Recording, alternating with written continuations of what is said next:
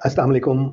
عابد سیال حاضر ہے ادارہ اردو کے سلسلے ایک سوال کے ساتھ، اور جناب ڈاکٹر ارشد محمود ناشاد صاحب کی خدمت میں حاضر ہوں ایک سوال کے جواب کی تلاش میں. سر بہت شکریہ، آپ کا بہت شکریہ، وقت عنایت کیا آپ نے. سوال جو ہے سر وہ ایک بہت بنیادی معاملے کی طرف ہے. تھوڑی بات میں نے انٹرو میں بھی کی کہ جب ہم انگریزی کے بارے میں کسی طالب علم سے، کسی بڑے سے پوچھتے ہیں کہ اس کے حروف تہجی کتنے ہیں، تو فوری طور پہ ہمیں وہ کہتا ہے 26. لیکن یہی سوال جب ہم اپنی زبان کے حروف تہجی کے بارے میں کرتے ہیں، اردو کے بارے میں، تو بات کہیں 34 36 سے شروع کر کے 54 تک، اور اب بعض اوقات 56 تک پہنچ گئی، اور درمیان میں بہت سے پڑاؤ بھی آئے، اور ابھی تک بھی ہم واضح طور پہ، یعنی مقتدرہ نے کتاب چھاپ دی ہے، اس میں کہا ہے کہ 54 ہے، تو وہاں تک چلے ٹھیک ہے، لیکن اس کے باوجود جو ایک ڈاؤٹ ہے وہ پھر بھی موجود ہے. تو اس کی کیا وجہ ہے کہ اردو کے حروف تہجی کو اسٹیبلش کرنے میں، ان کی گنتی کرنے میں یہ معاملات کیوں ہیں، اور کیا اس کا کوئی حل ایسا ہونا چاہیے کہ کسی ایک شے پر ہم متفق ہو سکیں؟ جی بہت شکریہ. آپ بظاہر بہت آسان سا سوال کرتے ہیں، لیکن اس کا جواب بہت مشکل ہوتا ہے دینا. یعنی یہ بالکل اس طرح کا سوال ہے کہ بے کو بے کیوں کہتے ہیں اور جیم کو جیم کیوں کہتے ہیں. یہ بظاہر تو بہت آسان سوال ہے، لیکن اس کا جواب تلاش کرنے میں بہت دقت ہوتی ہے. دیکھیں، آپ نے بہت اچھی بات کی کہ بعض زبانوں کا، مثلا ہم کہتے ہیں کہ عربی کے حروف تہجی اتنے ہیں یا انگریزی کے حروف تہجی کی تعداد اتنی ہے، یہ معین ہے، طے شدہ ہے. اردو کے حوالے سے ایسا ہم نہیں کہہ سکتے، اور ہمارے جو علماء ہیں، ہمارے جو معاملات زبان کو جاننے والے لوگ ہیں، وہ اس پر متفق نہیں ہیں. اس کی کچھ وجوہات ہیں. ایک یہ کہ باقی زبانوں سے اردو کا مزاج، اس کی تشکیل کچھ مختلف ہے. ایک تو اس پر مختلف زبانیں سایہ فکن ہیں، اور ان ساری زبانوں سے اس نے کسب فیض کیا. کسب فیض ہی نہیں کیا بلکہ ان کو ساتھ لے کر چلی ہے. جو ہماری یہاں کی پراکرتیں تھیں ان کا فیضان، پھر یہاں کی جو باقاعدہ زبانیں تھیں ان کا اثر، پھر مسلمانوں کی آمد کے ساتھ عربی، فارسی، ترکی کا اثر، پھر انگریزوں کے آنے کے بعد انگریزی اور دوسری زبانوں کا، مغربی زبانوں کا اثر بھی اس پر پڑا. اب مسئلہ یہ تھا کہ چونکہ کوئی باقاعدہ ادارے موجود نہیں تھے یا باقاعدہ کوئی ایسا انتظام نہیں تھا کہ کن لفظوں کو کس طرح سے ہم نے قبول کرنا ہے. ابتدا میں آپ دیکھتے ہیں تو یعنی جیسے جیسے پرانے ہمارے کوئی خطی نسخے یا کوئی چھپنے چھپانے کی سہولتیں 1800 میں شروع ہو گئیں، تو وہ ہم دیکھتے ہیں تو وہ املا یا اس کو جس طرح سے لکھا گیا آج وہ درست نہیں ہے. اس لیے درست نہیں ہے کہ اس وقت بہت سارے حروف کی شناخت اس طرح سے نہیں کی گئی تھی. اندازہ ایک کرینہ یا ایک دوسرے لفظ سے ممتاز کرنے کے لیے اس کو کوئی نہ کوئی نشانزاد کر کے وہ بنا دیا گیا تھا، لیکن وہ ایک ارتقائی شکل تھی. اور ظاہر ہے یہ پہلے جو ہماری حائیہ آوازیں ہیں 10، یہ اس میں شامل نہیں تھی. باقی حروف تو وہی تھے جو عربی اور فارسی میں آئے، لیکن وہ جب یہاں پہنچے تو یہاں پر کچھ آوازیں ایسی تھیں جن کا مخرج یا جن کی ادائی مختلف تھی. اب تے اور ٹے میں کوئی فرق تھا.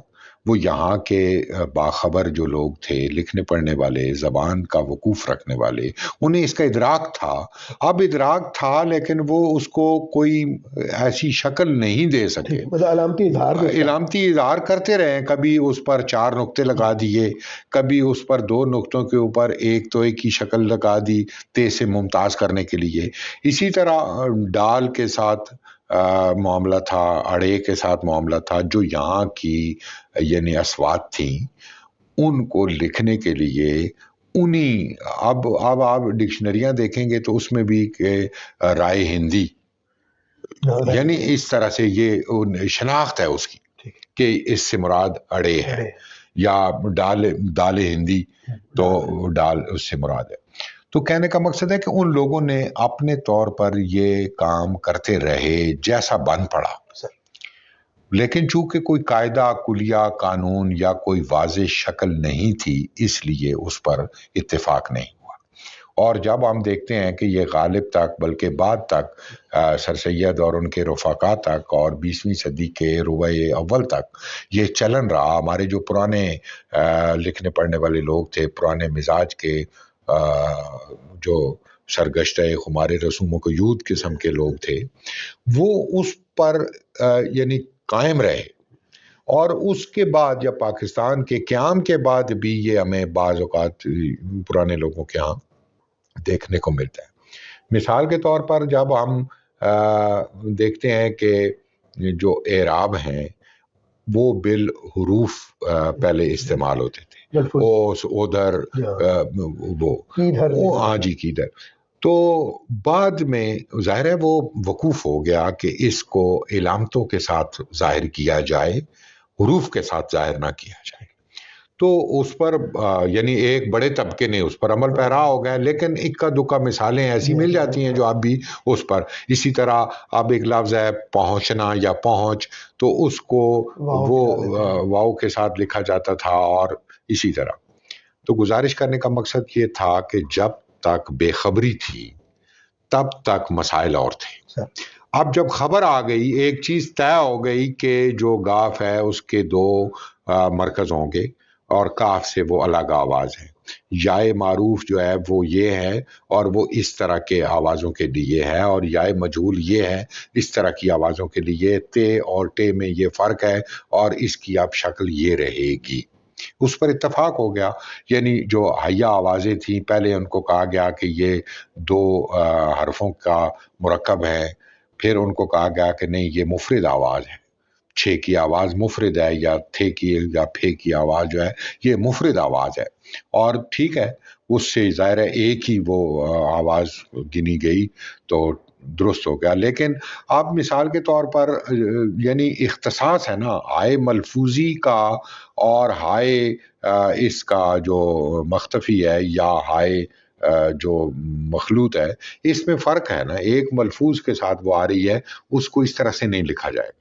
یعنی کسی بھی لفظ مثلا ہاتھی ہم لکھتے ہیں تو ہائے دو چشمی سے ہم نہیں لکھیں گے، یہ طے شدہ بات ہے۔ اب اگر کوئی لکھتا ہے تو وہ گویا مذاق کر رہا ہے۔ اس طرح سے بہت سارے لفظ جو ہائے مختفی کی جگہ پر ہائے مخلوط سے لکھے جاتے ہیں، ان کو بھی ہائے مختفی سے یا ہائے ملفوظی سے لکھا گیا۔ ٹھہرنا، اب ٹھہرنے میں پہلے آپ دیکھیں تو اس کے ٹھے بھی نہیں تھی چونکہ، اور ٹے بھی نہیں تھی، تو تے کے آگے ہے لٹکن والی اور رے کے ساتھ نون الف نا۔ اب جو مخطوطہ شناس ہیں وہ جب اس کو پڑھیں گے اور وہ سیاق و سباق کے ساتھ اس کو متعین کریں گے تو وہ بتائیں گے کہ یہ ٹھہرنا ہے اور تیرنا نہیں ہے، یا تیرنا نہیں ہے، یا ترنا نہیں ہے، یا اس طرح۔